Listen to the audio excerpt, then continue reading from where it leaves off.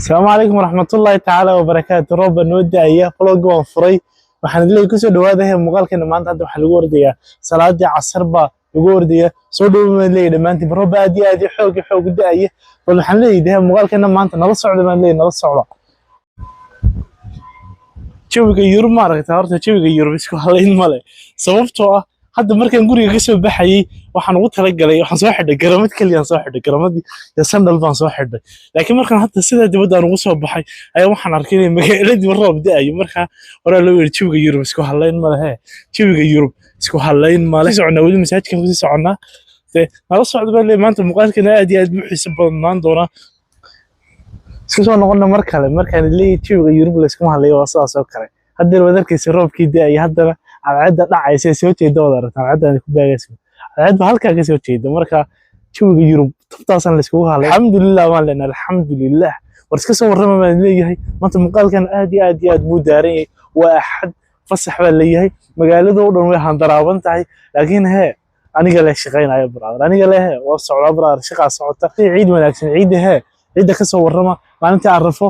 rabbi ka aqbal hadaa soonteena baan ku rajeynayaa waxaan filayaa in aan soo duubay muuqaal ciid ahayd oo dalkan Jarmalka muuqaalka hoostiisa giligeeda doonaysa sida looga ciido wadankan Jarmalka aad ogaatid muuqaalka hoostiisa description ayuu yaalaa dad muuqaalka inaad daawadid noo soo ciidina waxaan rajeynayaa bash iyo barwaaqo ku soo dhameysateen ma sha Allah taagna horta cagaar bayga dambe waxaan joogaa beer yar oo caruurta halkan ay ku ciyaarto oo dadka laftigooda ay marmaraan ayaan joogaa kowda maanta sababta daraadeed ban waayo fiicanta magaalada yara marmarta way fiicantahay magaalada yara marmarta nala socdo meel maanta cabaar baan yara lugeynana maanta waa xadsan horeyda ku sheegay wayna eegi doonaa bil magaalada waxa ka socdo wayna eegi doonaa nala socdo dhamaantiinba ninkaas si socdo ma arkaysaan wuxuu ka yimi wadanka Turkiga ka yimi anigoo dariiq maraya ayagoo ciid mubarak ma garanayo wajiga Soomaali waa ka qoran yaa misna ruux arkay foreheadka jahadu arkay miyana Soomaalinimo ay ka qoran tahay xogudii Soomaaliyeed ka timi saquud ha Soomaaliya ka suuq ciid mubarak marka taas waxa wali cadeyn u tahay in wali dadkii muslimka ay wali ay shicil yihiin oo ay wali laabooda isu xaaran yihiin marka waxaan dileeyay qof kasta oo muslim qofkaaga walaalkaaga muslimka ah la dhaafay salaada salaamu calaykum tahay la dhaaftay salaamu calaykum tahay la dhaafina ajar baab lagaaga qoraya marka wakaasaan ku leeyahay salaanta la dhaafin توقع نلا سعان كلي العادة سويت جدي لكن أنا هوريد كل شيء قال لسه ما على يتشوف جد فنعند أما قاد ما سوى حدنا إياه وحاولت قاعد نلا سعان كلي مركع صور ما يصيرنا هذا سوى حالنا دركني حنلي ده بالخبر مرت outfit ka warrama leeyahay nala socdo maanta waxaan yara baxaynaa halkaas in soo yareegi doona faleer baan saaray maanta mawlkii waxaan soo yareegi doona maanta suuqan soo yareegi doona san horreeyay ugu sheegay waa xad marka magaalada cidnimo dhex joogto Cabdimajiid mooyaane sababta daraadeed baan leeyahay ina marsi idinka laftigiina wada la socotaan ina marsi baan leeyahay wada dhammaan iska dhaxmaraya hadda on hal baabuur wada san horreeyay ugu sheegay wadankani hadda wuxuu noqday sambi mataqaan sambi filmaanta meel lagu mitiri jiray aan marjay cilla ceersiladaha in qodada hal qof ma maray hal qof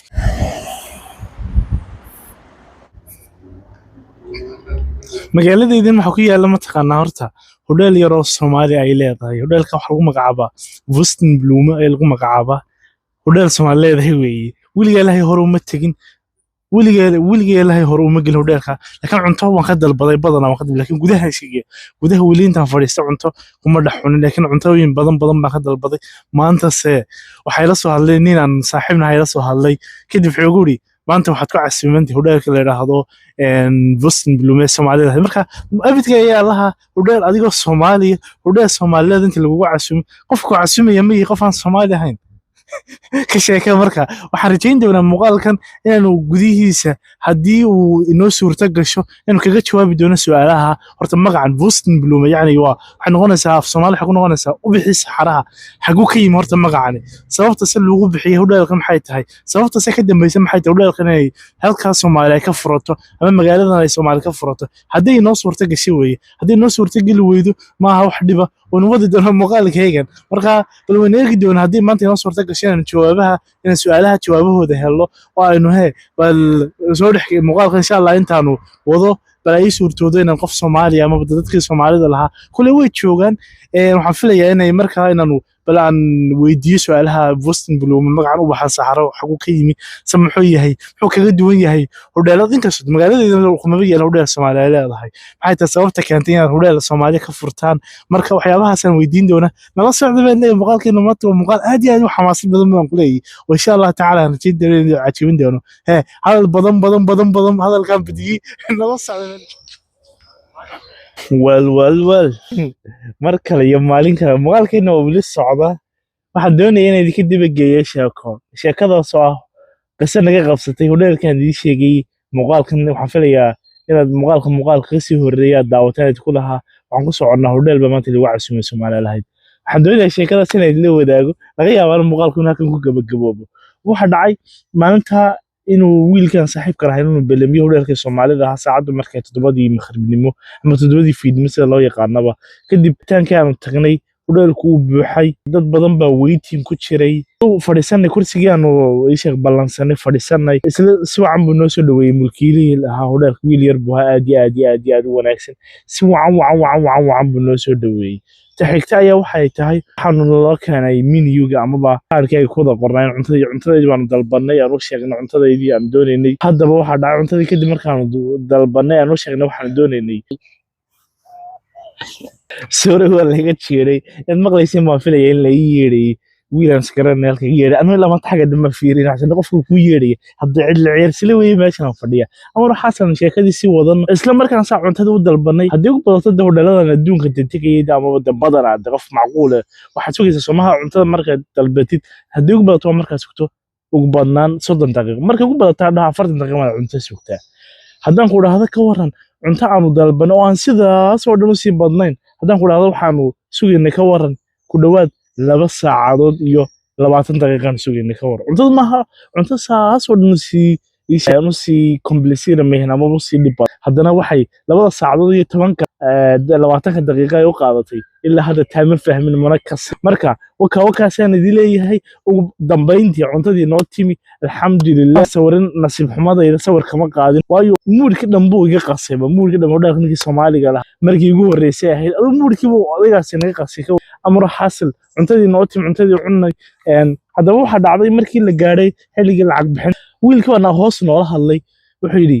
waan ogahay inaad 2 saacadood intaas oo dhan idinku qaadatay anoo taa aad iyo aad uga xun sababtoo ah ii sheeg dadkii shaqaalaha ka shaqeynayay ayaa maanta qaar xanuunsanayaan sababta daraadeed ay waxaan idin sameeyaa discount waalan ayuu noo sameeyay maasha Allah baan leeyahay hodheelka aad iyo aad baa markaa cuntadiisa horta waxay cunto Soomaaliyeed dadkii la socday kuwii la socday Soomaali ma yihiin sababta daraadeed waxay dhaheen anigu waxaan siinay 10kiiba 8 baan siinay iyadoo cunto way caajibtay dhadhankoodu wuxuu ahaa cunto aad iyo aad kala araga kuwii la socday way ka helaan aad iyo aad bay uga helaan laakiin ku soo noqod hodheelka Soomaalida su'aal baa ka taagan markii muuqaalka hore waan idin sheegay ku yiri talaftigeeda waxaan rajaynayaa inaan su'aalo badan ka weydiiyo mashquul ka socday hodheelka awgeed baan su'aalihii weydiin waxaan weela ballamay maalin kale marka maalin kale waxaan soo gaarnay gabagabadii muuqaalkan hadda soo gaarnay haddaba hanaga ilaawin share like-ta wax kasta oo muuqaalkan uu qalmaha naga ilaawin dhamaantiin waxa diin rajaynayaa caafimaad qaba diin rajaynayaa inta ku kulmi doono muuqaalka xigo insha Allah dhawaan soo gali doona hawada ku soo jira oo shaqadiisa socoto waxaan leeyahay peace out salaamu calaykum